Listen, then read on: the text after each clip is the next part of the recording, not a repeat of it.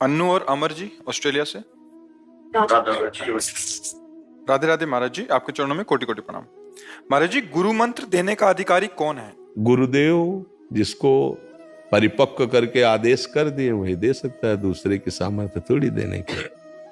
जब तक गुरु तत्व में स्थिति, गुरु का मतलब जानते हो, जब गुरु अपने किसी शिष्य को इस कार्य को सौंपते हैं तो आप उस शरीर चाहे सब कीन्हा वो अपने समान उसे बनाकर फिर जगत मंगल में उतार देते हैं कि अब आप मंत्र दीजिए। आप ऐसे तो द्वंद्वैर विमुक्ता, जो सुख दुख संगई, जो सुख दुख को समान समझता हुआ, समस्त द्वंद्वों पर विजय प्राप्त किए हुए, स्वयं भागवतिक स्वरूप में स्थित, तभी तो होगा, तभी उसी के द्वारा तो गुरु मंत्र प्रकाशित होगा जाके।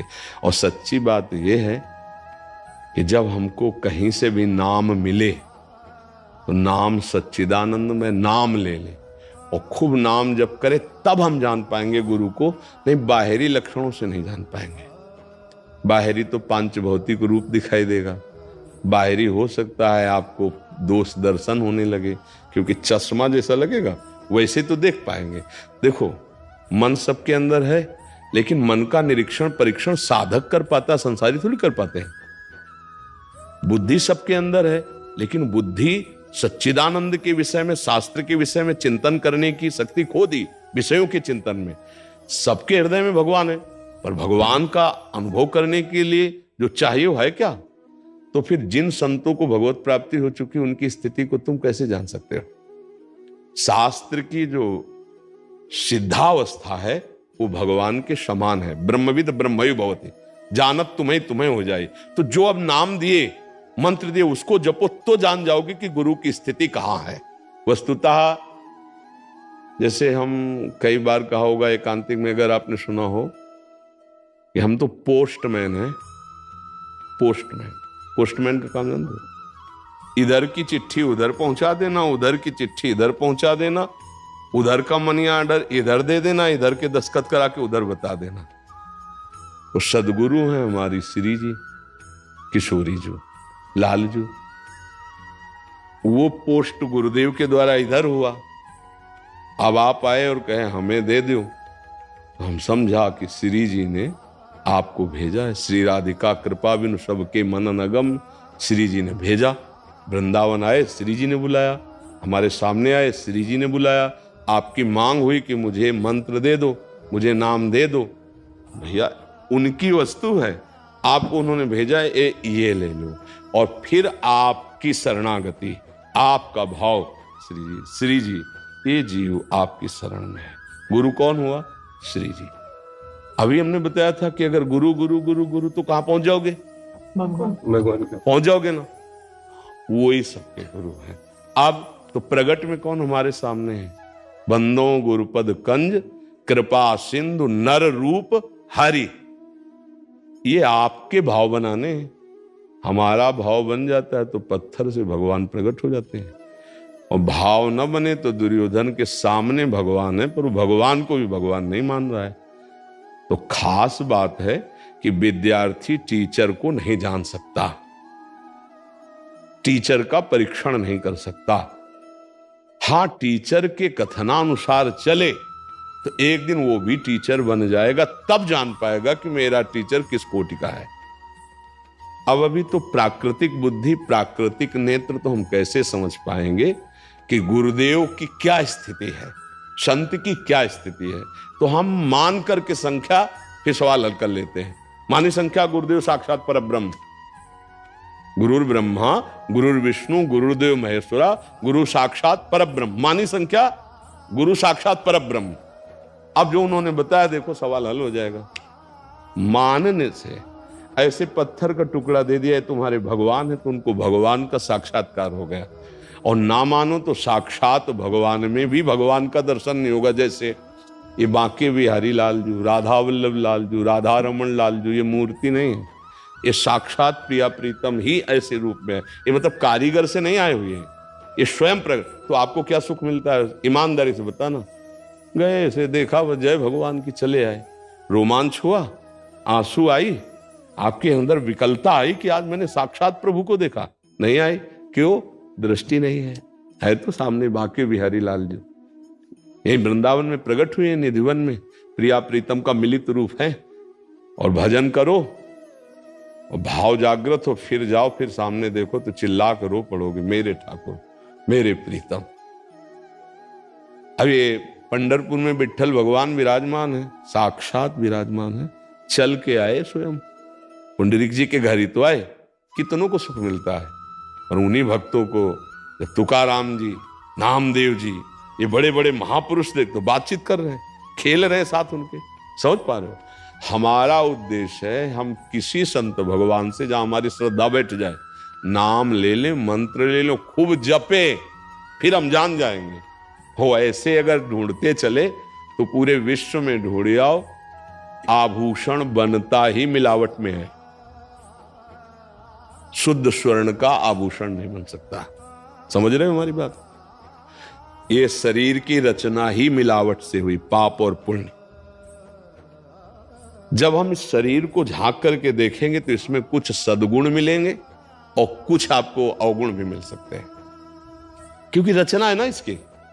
अरे इनको गुस्सा बहुत आता है। अरे ये तो ऐसा, अगर आप जांच करोगे तो चाहे जो आभूषण उतरा के जौहरी के पास ले जाओ, उसमें मिलावट होगी। हार है, कंकण है, कुंडल है, क्योंकि वो आकार तभी धारण किया जब उसमें मिलावट हुई। तो ये शरीर मिलावट का है, इसके अंदर जो तत्व है वो मिलावट वाला नहीं है और वो आकार नहीं धारण किए। ये आकार मायाकृत है। इसको देखोगे तो ये गुण दोष से मिश्रित बना हुआ है। जो संतों को देखा जाता है वो ये नहीं देखा जाता, अंदर की बात। अंदर वाले नेत्र ही नहीं तो कैसे जानोगे कि कौन किस कोटि का है? महाराज जी, आपने ये तो पूरा उत्तर दे दिया, बट आगे एक और भाव लिख रहे हैं। हाँ, जैसे आजकल काफी लोग कथावाचक और गुरु बनकर दीक्षा दे रहे हैं, तो क्या ये ठीक है? हम ये कह रहे हैं कि अगर वो कहते हैं राम कहो आपकी श्रद्धा, राम राम जपो, तो राम में मिलावट है क्या नाम में? हमारी प्रार्थना समझो, हम काहे को दोष दर्शन करें भैया?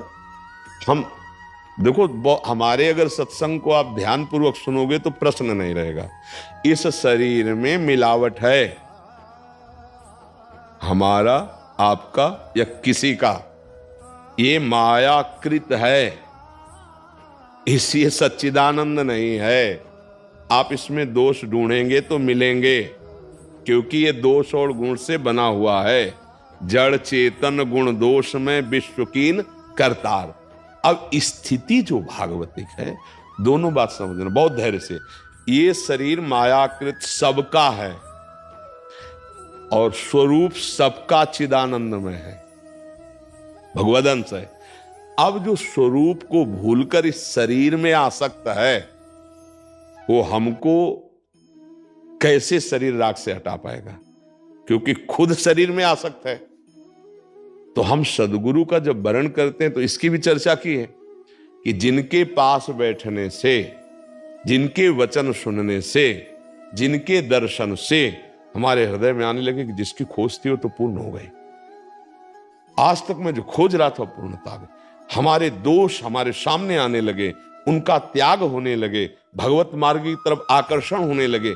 ये बाहरी कुछ ऐसे लक्षण हैं जिनके दर्शन से हमारे हृदय में भगवत प्रीति उदय होने लगे, नाम जपने की भावना होने लगे, तो हमें स्वीकार कर लेना। यदि हमने भावुकता में किसी को भी गुरु मान लिया है और उनके संग से हमें दोष दर्शन होता है, तो हमें संग नहीं करना चाहिए, पर उनके नाम में अश्रद्धा नहीं होनी चाहिए। जैसे गुरु ने हमको कहा कृष्ण जपो, अब हम कृष्ण कृष्ण जपेंगे और जहां हमारा भाव बनेगा वहां सत्संग सुनेंगे।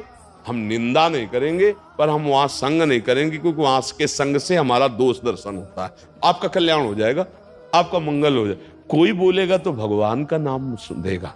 मुझे लगता है अगर हम कहीं ऐसी जगह जहां हमारी अपश्रद्धा नहीं बन रही, तो हमें उस पर श्रद्धा कर लेनी चाहिए जो गुरु ने दिया, वो तो सच्चिदानंद में होगा।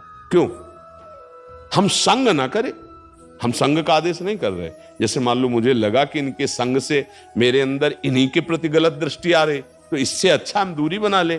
गलत दृष्टि क्यों करें? ना हम निंदा करेंगे ना गलत दृष्टि करेंगे। जो आपने कहा है उसको जीवन में नहीं भूलेंगे। उसमें क्या मिलावट है? मानो किसी ने कहा कि आप राम राम जपो, इसमें क्या मिलावट भैया? इसमें क्या मिलावट? अगर हम राम राम पकड़ लिया तो सच्ची मानो। अब वो गुरु क्या है वो तो वो जाने, पर आप सच्चे बन जाओगे, आप भगवत स्वरूप हो जाओगे। एक उड़िया बाबा के उपदेश में उदाहरण है गुरु निष्ठा का। एक भोला भाला गांव का भगत था, तो वहां के एक ब्राह्मण थे उड़ीसा के, वो काली जी के उपासक थे। वो उनके पास गया, मतलब कुछ तो ऐसा होता है जैसे बाहरी प्रभाव है, तो कई लोग उससे प्रभावित होकर के उनको गुरु रूप में वर्ण करते हैं, फिर वो यश फैलाते हैं तो उससे और लोग प्रभावित होते हैं। ऐसा ही प्रक्रिया सब सर्वत्र लगभग होती। तो ऐसे ही वो भोला आदमी गया और वो शाम के टाइम शराब पीते थे, क्योंकि कुछ लोग जो नहीं जानते हैं सिद्धांत को, वो लोग जैसे बकरा की बलि देना, मदिरा पीना, ऐसा वो मानते हैं कि ये उपासना, पर ये आसुरी प्रवृत्ति है, इससे मां प्रसन्न नहीं होती, पक्की बात है। अब वो करते थे ऐसा। अब वो भोला भाला गया तो नशे में बैठे थे, प्रणाम किया और कहा गुरुजी हम आपको गुरु मानते, आप हमें मंत्र दे दो। तो उन्होंने अशुद्ध मंत्र शराब के नशे में उच्चारण करके दिया। मदिरा पिए थे, अशुद्ध था मंत्र। अब वो सरल हृदय जो उपदेश किया वो पकड़ा, मेरे गुरुदेव साष्टांग प्रणाम किया और रोज उनका जो नमन पूजन छवि रखकर करता, और मंत्र अशुद्ध मंत्र 1 वर्ष हुआ। उसकी श्रद्धा, उसकी पवित्रता, उसका भाव देखकर आद्याशक्ति भद्रकाली प्रकट हो गई और कहा बेटा तेरा गुरु ढोंगी है। अंबा ने कहा वो शराब पिए था जब मंत्र दिए था और तेरा मंत्र अशुद्ध है। तो उन्होंने कहा मां ये शब्द हम नहीं सुन सकते, अभी 1 वर्ष ही हुआ और गुरु प्रदत्त मंत्र और प्रताप से आप मुझे साक्षात्कार कर दे, मेरे गुरु कैसे ढोंगी हो सकते हैं? निष्ठा देखिए। और कहा मां मंत्र अगर अशुद्ध होता तो आप कैसे जागृत हो जाती, आप कैसे दर्शन दे देती? मां ने कहा बेटा तुम्हारी एक गुरु निष्ठा देखकर मैं बहुत प्रसन्न हुई, आज से जो तुम मंत्र जपते हो ना, इसी से मैं सिद्ध होंगी।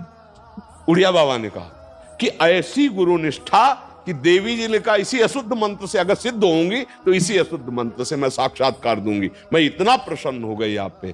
हमें लगता है यदि हम जो मंत्र मिला, जो नाम मिला, हम उसको पकड़ लें और शास्त्र स्वाध्याय करें और जहां हमारी श्रद्धा बैठती हो ऐसे संतों का संग करें, तो क्या भगवत प्राप्ति में संशय है? महाराज जी इसमें 2 प्रश्न है जी। हमने मंत्र ले लिया जी, बाद में हमारी श्रद्धा नहीं बन रही उस कोटि की, बट बाद में किसी संत भगवान के हम सत्संग सुने, उनमें अपार श्रद्धा होगी, तो क्या हम वहां जाके गुरु दीक्षा ले सकते हैं? मत ले लो, वही नाम जप करो, नाम तो भगवान का वही है। हाँ अब वो जो बोल रहे हैं नाम, अगर ऐसी भावना आने लगी कि अब इस नाम को ले, इस नाम को जपे, तो बात अलग है, पर अश्रद्धा करके नाम में नहीं। हमारी बात समझना, जो भी नाम मिला है वो एक ही परब्रह्म परमात्म तत्व का, जो गुरुदेव देंगे वही उन्हीं की लीलाएं हैं। तो ऐसा भाव कि अब रसास्वादन के लिए, दोष दर्शन नहीं, पर अब रसास्वादन के लिए मुझे इधर प्रियता बढ़ रही है, इसलिए मैं अब ये नाम और ये गुरुदेव का भाव स्वीकार करता हूं। हम नाम और उपासना पर दोष दर्शन करके ना त्याग करें, नहीं, यहां भी निष्ठा नहीं हो पाएगी। रसास्वादन, रसास्वादन और दोष दर्शन के, अब ऐसे गुरु से नाम मिला क्या सिद्ध हो? नाम पर अश्रद्धा नहीं, गुरु क्या लीला करते हैं वो जाने, लेकिन जो नाम दिया वो तो शुद्ध सच्चिदानंदमय है, इस पर अश्रद्धा नहीं। अब हमारा भाव बन रहा है, जैसे हम पहले संन्यास मार्ग के उपासक थे और हमको पूज्य भाई जी से, हनुमान प्रसाद पोद्दार जी की कृपा से प्रेम भक्ति की तरफ आकर्षण हुआ, महादेव विश्वनाथ जी की कृपा से ये रास विलास वृंदावन का प्राप्त हुआ।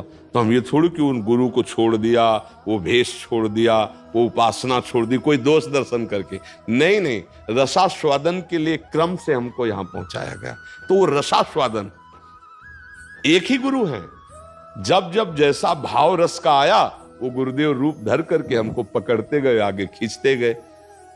अब गायत्री मंत्र पहला, क्योंकि जैसे ब्रह्म ऋषि कुल में जन्म हुआ तो बाल्यावस्था में ही यज्ञोपैत संस्कार गायत्री मंत्र मिलता है ना, तो पहले गुरु गायत्री, फिर इसके बाद जो शरणागति हुई, पंचाक्षरी मंत्र, द्वादशाक्षर मंत्र, फिर महावाक्य, फिर संन्यास मार्ग, फिर आके, तो अगर ऐसे देखे तो दत्तात्रेय जी वाली बात आ जाएगी ना कि 24 गुरु है। तो एक ही गुरुदेव अवस्थागत हमको ऐसे लाते गए। हम ऐसा भाव करें, दोष दर्शन न करें, और ये रसास्वादन के लिए ही ये व्यवस्था है। कभी दास्य भाव से सख्य भाव, वात्सल्य भाव, कांता भाव, सहचरी भाव, भाव रस की प्राप्ति के लिए आगे बढ़ता चला गया।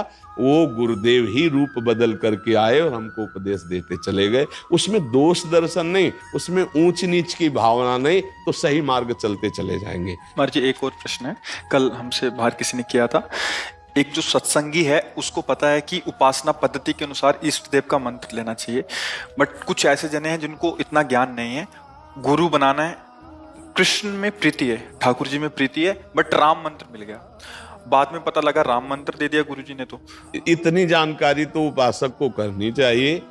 नहीं, इसमें सावधानी रखनी चाहिए कि हम जिसको गुरु बना रहे हैं वो किस उपासना के हैं, इनका क्या उपासना का क्षेत्र है, मेरी मांग क्या है, फिर गड़बड़ हो जाएगा। या तो एकदम कोरा कागज बन करके कि आप लिख दो इसमें जो लिखना है, वही बात है। और यदि कि मेरे हृदय में प्रीति ये है, तो या तो अपनी बात रख दे और या उनकी बात सुन ले, दोनों पहली बात समझे। अगर अपने मन में कुछ और चल रहा है, वहां से कुछ और मिला, तो श्रद्धा नहीं हो पाएगी। इसलिए अपनी बात पहले रख दे कि मुझे राम रूप में प्रीति है महाराज, और हमारा गुरु भाव आप पे है, तो मेरी राम प्रीति बढ़े ऐसा मुझे मंत्र चाहिए, मेरी ऐसी उपासना हो जिससे राम प्रीति बढ़े। खुल के बात करनी चाहिए। गुरु बनाने का मतलब क्या है, हम अपनी हृदय खोलकर उनके सामने रख दें तो वो भी अपने हृदय की बात रख देंगे। अगर वो ऐसे मंत्रदाता हैं तो दे देंगे, नहीं तो कहेंगे आप किसी राम उपासक के पास जाओ और उसकी फिर शरणागति स्वीकार करो। ऐसे तो बड़ा विक्षेप हो जाएगा। इसका भी समाधान दे दीजिए। अगर उनको राम मंत्र मिल गया बट अभी कृष्ण चरणों में प्रीति बढ़ रही है और पहले से भाव उनके प्रति है। जी, तुलसीदास जी के गुरु भाई थे नंददास जी, गुरु भाई ही थे। और वो जब ब्रज वृंदावन में आए तो सारंग धनुआ प्रभु के सेवक बंसी वाले ने लूट लिया उनके चित्त को। अब लूट गए तो लूट गए, तो वल्लभाचार्य जी के शिष्य हुए नंददास जी, अष्टछाप कवियों में। जब गोस्वामी जी तुलसीदास जी को पता लगा तो उन्होंने कहा कि हमारे राम जी में क्या कमी थी जो आपने छोड़ करके। वल्लभाचार्य जी पुष्टि मार्गी सखा भाव से राम जी को भजने लगे। नंददास जी बड़े महापुरुष हुए हैं। तो नंददास जी ने कहा कमी की बात नहीं है, उस मुरली मनोहर ने ऐसी बंसी बजाई कि अब चित्ते चुरा लिया, तो हम क्या कहें। बात यहां ऐसी है, अब चित्त लट्टू हो गया उनके। अब ये नहीं ज्ञान ध्यान की है, तो वही अब वही धनुष धारण किए, वही मुरली धारण किए। फिर जब तो उन्होंने कहा देखो हमारे गुरुजी ने नाम रखा था नंददास, अब नंद नंदन ने अपहरण कर लिया तो कर लिया। वो स्वामी जी के सगे गुरु भाई थे नंददास जी। तो ये प्रीति का विषय है, प्रेम का विषय है। तो इसलिए हमें लगता है कि पहली बात तो सहसा किसी को गुरु बनाओ मत, बहुत सत्संग करो, सोच समझ के अपनी भावना, क्योंकि ये जीवन भर का खेल है। मान लो अश्रद्धा हो जाए, निंदा स्तुति हो जाए तो बात, बहुत समय तक सत्संग करो, मिलते जुलते रहो, भावनाएं समझो, आचरण देखो, चरित्र देखो। वैसे पता तो चल जाता है, इतना तो पता चल जाता है, क्यों नहीं पता चल जाता। हाव भाव, उठना बैठना, अगर 10-5 बार मिलो तो आपको पता तो चल ही जाएगा, नहीं पता चल जाएगा कि पता तो चलता है, आंखें तो है ही हैं, ऐसा तो नहीं। क्यों, अब ये है कि आपकी स्थिति अगर वो ऐसा ही है तो आप वैसे राजी हो जाओगे। और अगर आप सच्चे साधक हो तो फिर भगवान आपको फंसने नहीं देंगे। ये तो हम बात, बचपन से हम इसी मार्ग में हैं। तो जहां कहीं कोई फंसाव वाली बात आई ना, तो हमने अपने भगवान को देखा कि ऐसे बच्चा भाग, यहाँ से भाग, तो भागते भले, तब यहाँ आके विश्राम। तो हमें तो लगता है कि आपके अंदर भगवान बैठे तो बता नहीं देंगे आपको कि देखो तुम जो चाह रहे हो वो यहाँ नहीं है, अंदर आ जाएगा। इसलिए हम कह रहे हैं कि अगर भगवान को साक्षी बनाओगे उनको पहले गुरु मानो। जैसे कभी किसी ने प्रश्न किया कि हम गुरु किनको माने, तो हम कहा पहले भगवान को मानो, वही गुरु हैं। और उनसे कहो कि प्रगट में जहां मेरे गुरुदेव के रूप में आप हो, मुझे घसीट लो या आ जाओ। वो मिला देंगे, वैसे मिला देंगे, वैसे चला देंगे। और जब आप भगवान को साक्षी करके देखोगे तो आपको पता चल जाएगा कि यहाँ ठीक नहीं है, वो अंदर प्रेरणा आ जाएगी। माता पिता जैसे जो नाम जपते हो और उनको गुरु मान के अगर वो स्वयं नाम को लगे जपने, तो नाम तो कहीं से भी मिल जाए। हाँ, नाम तो कहीं से मिल जाए, उसमें सही गलत का क्या है। खूब नाम जप करो, नाम आगे कहाँ पहुंचाना हो पहुंचा देगा, नाम पहुंचा दे। हम नाम के आशिक हैं। जो भी भगवत नाम है उनमें अपार सामर्थ्य। नाम के प्रति कभी कहां से मिला है हमको खास बात नहीं, नाम मिला है, उस नाम को पकड़ लो, बस काम हो जाएगा। लक्ष्य प्राप्ति, बस भगवत प्राप्ति। वो आगे खुद नाम करा देगा। खूब नाम जप करो, नाम जप करो, नाम पकड़ लो। इसीलिए हम पहला उत्तर दिया था, जो मिलेगा वो बहुत सच्चिदानंद होगा नाम, उस नाम को पकड़ लो। नाम तो बहुत सोच समझकर भगवान को साक्षी बनाकर गुरुदेव का वरण करे। अगर फिर भी श्रद्धा ना बैठे तो खूब नाम जो उन्होंने दिया है जप करे और दूरी बना ले तो मंगल हो जाएगा।